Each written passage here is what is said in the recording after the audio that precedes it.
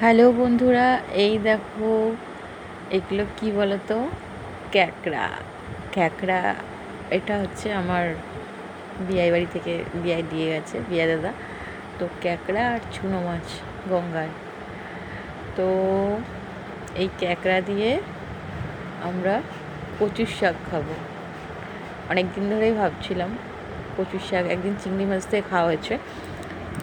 তো কচুর শাক বেশ এবারে অনেক বড় বড় হয়ে গেছে। সেই সময় সব চিংড়ি মাছ দিয়ে খেয়েছিলাম, তখনও বড় বড় ছিল। আর বর্ষার জল পেয়ে কচু শাকগুলো বিশাল বড় বড় হয়ে গেছে। তো অনেক দিন ধরেই ভাবছি যে এবারে কচু শাকটা কী দিয়ে খাওয়া যায়। চিংড়ি মাছ দিয়ে বেশ ভালোই লেগেছিলো, তা এবার ভাবছি একটু ক্যাকড়া দিয়ে। তো বিয়ে দাদা ক্যাকড়া দিয়ে গেছে সকালবেলা। তো আজকে কচু শাকটা রান্না করা হবে না, মানে যেহেতু কাটতে হবে আর সকালবেলা খুব বৃষ্টি হচ্ছে, তো সেই কারণে আজকে চুনো মাছটা করব। আর ক্যাকড়াগুলো মানে জ্যান্তই আর কি একটা হাঁড়িতে জল দিয়ে রেখে দেওয়া হবে। দেখেছো কীভাবে টুকটুক করে চলে যাচ্ছে। আর এই যে আমার চুনো মাছ রান্নার সরঞ্জাম রেডি। আজকে আমি কচুর মুখি দিয়ে, কচুর গাটি যেটাকে বলা হয়, চুনো মাছ রান্না করব। কচুর মুখি দিয়ে চুনো মাছও ভালো লাগে, শুধু আলু পেঁয়াজ দিয়ে চচ্চড়িও ভালো লাগে। আজকে ভাবলাম একটু কচুর মুখি দিয়ে খাওয়া হোক। তা তেল মানে চুনো মাছ ভেজে আমি রেখে দিয়েছি তুলে। চুনো মাছ ধোয়া বাছা হয়ে গেছে আর ভেজে তুলেও রেখেছি। আর এই যে কড়াইতে তেল আর 5 ফোড়ন আর শুকনো লঙ্কা দিয়ে দিলাম। আজকে জিরা ফোড়ন দিলাম না, 5 ফোড়ন দিলাম, যেহেতু কচুর মুখির তরকারি হবে। তারপরে ওটা গরম হয়ে গেলে দিয়ে দিলাম পেঁয়াজটা আজকে খুব লাল লাল করে ভাজবো না, যেহেতু চুনো মাছ দিয়ে রান্না হবে। তো সঙ্গে টমেটো কুচিয়ে রেখেছিলাম, তো একেবারেই আমি দিয়ে দিলাম কড়াইতে। আর কিছু কাঁচা লঙ্কা চিড়ে। তো এটা একটু ভাজা ভাজা মাখা মাখা মতো হয়ে গেলে, আজকে লাল লাল করে পেঁয়াজ ভাজবো না, তো হালকা করে একটু ভেজে একটু ভাজা ভাজা মতো হয়ে গেল। তো এরপরে আমি দিয়ে দেবো কচুরমুখী আর আলু, যেগুলো আমি কেটে রেখেছিলাম বেশ একটু সরু সরু করে। কচুরমুখীগুলো কালকেই আমি নিয়ে এসেছি। তো এত সুন্দর মানে সাদা কচু, ছোটো ছোটো, খুব বড় কচু না এগুলো, একটু মিডিয়াম টাইপের। তো সরু সরু করে কেটে নিয়েছি। এই কচুর মুখি দিয়ে আজকে চুনো মাছ জমে যাবে।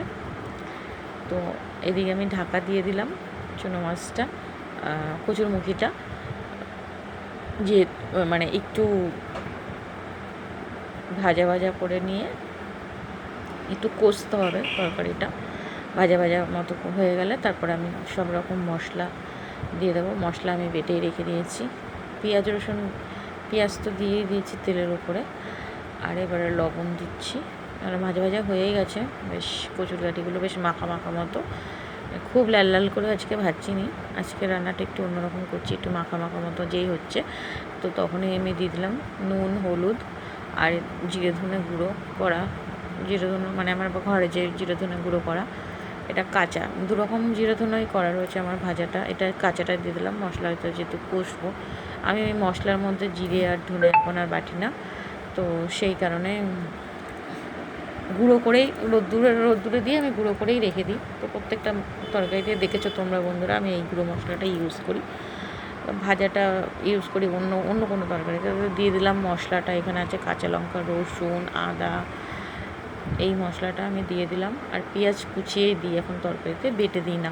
বেশি কুচিয়ে দিলে তরকারির টেস্টটা একটু ভালো হয়। আর এইবার আমি ভালো করে তরকারিটা কষে নেব।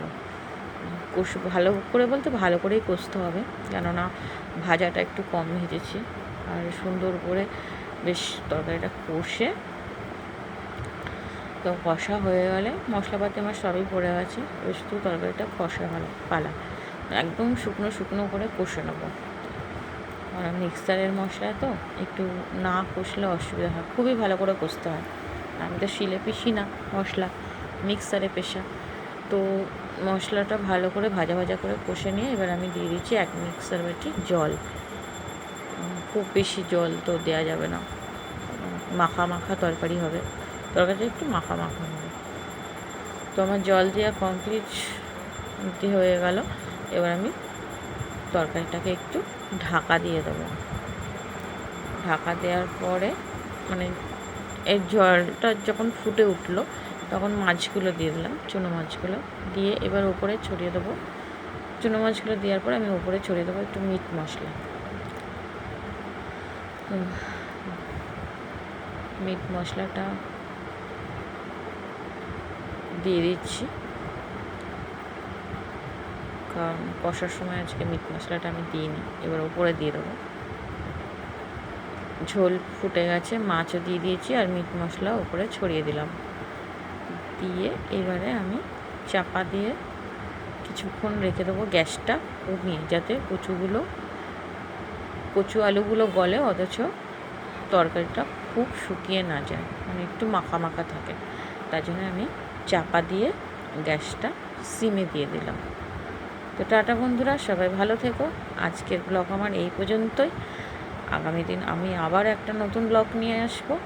তো সবাই ভালো থেকো, আর অবশ্যই কমেন্ট করে জানিও আমার ভিডিও তোমাদের কেমন লাগে। এই যে রেডি হয়ে গেছে আমার চুনো মাছ দিয়ে কচুরমুখী দিয়ে তরকারি। টাটা।